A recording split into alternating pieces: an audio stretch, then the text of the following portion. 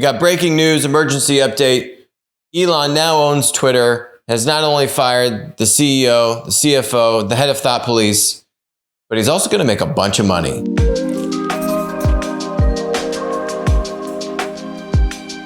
Hello, and welcome to Winner Take All, where we talk about the constant battle to fight back and win against big tech monopolies.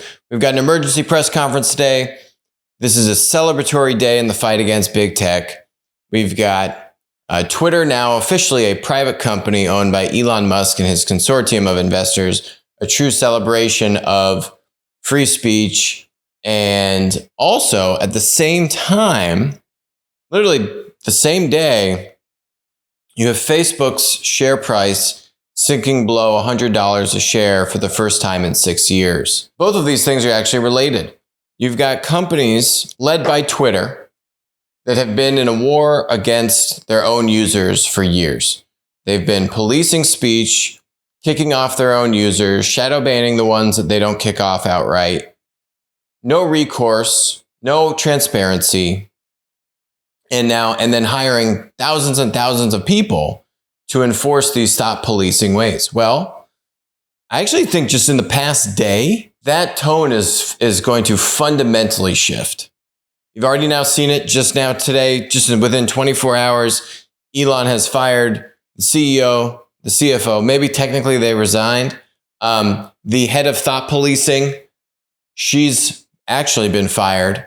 And many others, I think the general counsel and many other leadership are soon to be walking out the door, if not already, at Twitter, which is phenomenal news. And you just think about all the things just in the past couple of years that you were not able to talk about online. Right? When these social media platforms, their whole raison d'etre, the whole reason of a platform business model is to connect people and help spread the flow and exchange of information and creativity, right? You haven't been able to talk about many different issues. Very high profile people like President Trump have been inappropriately banned from these platforms.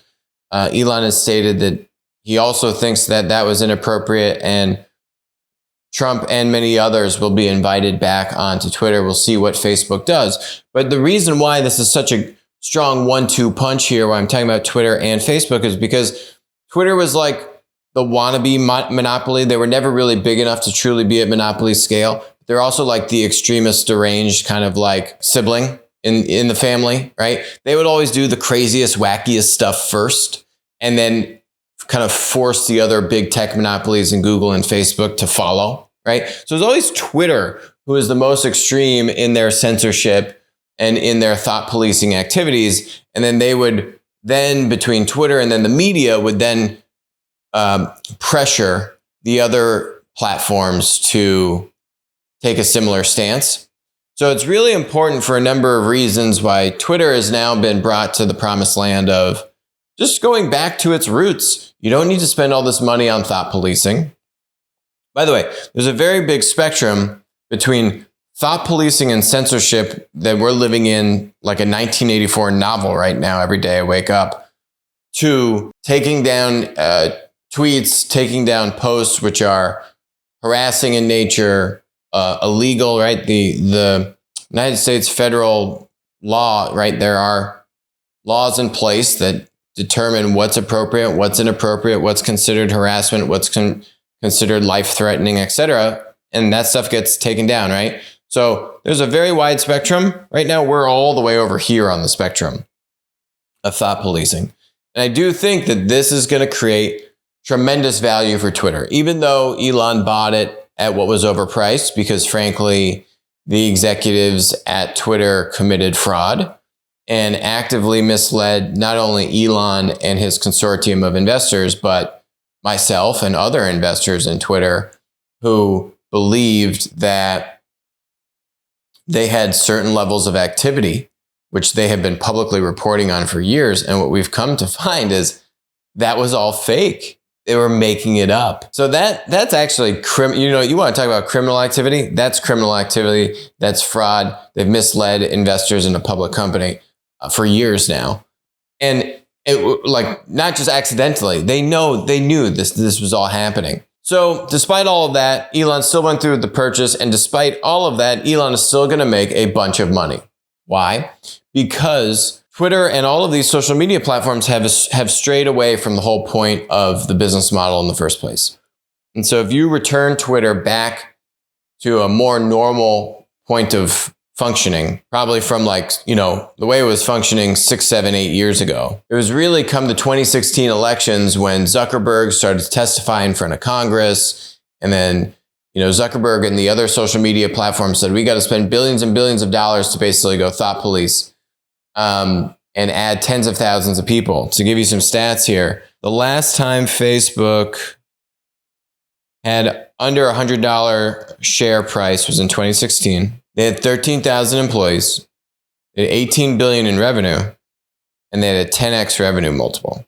Right, so they were worth $180 billion with 13,000 employees and $18 billion in revenue. Today, they have 87,000 employees, $118 billion in revenue, and a 2x revenue multiple.